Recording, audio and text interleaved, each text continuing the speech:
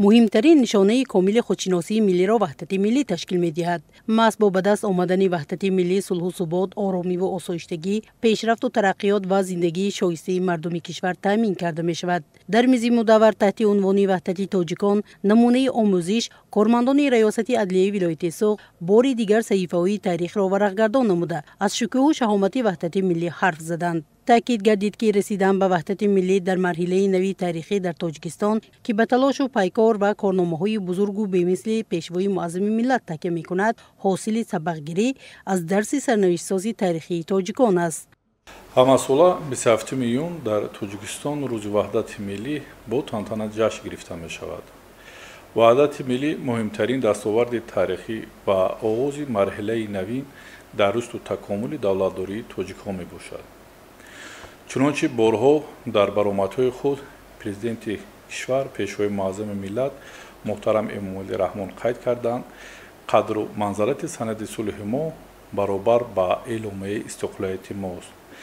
яке агар барои мо мустақилият оварда бошад, дигаре дар сарзамини аз ядидаи мо сулҳу субот ва ваҳдати миллиро овард. ин дастовард аз ҷониби ҷомеаи ҷаҳонӣ ҳамчун таҷрибаи нодир расидан ба сулҳу субот эътироф гардида.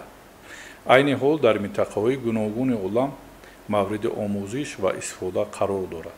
дар натиҷаи тадбирҳои пайваста оид ба таҳкими тартиби ҳуқуқӣ ва мубориза бо ҷинояткорию амнияти субот дар ҷомеа таъмин гардида, тоҷикистон ба яке аз кишварҳои амнтарини ҷаҳон табдил ёфт. دستاوردی گرانبها وحدت ملی را هر یک ساکن کشور باید حفظ کند. سرداری ریاست عدلیه ولایت سوق افزود که برای پایداری و استواری وحدت ملی شخصیت‌ها را باید تربیت نمود که دارای تفکر نو، خودآگاه، مستقل، مسئولیت شناس، وطندوست، ایجادکار و بنیادساز و سازنده باشند.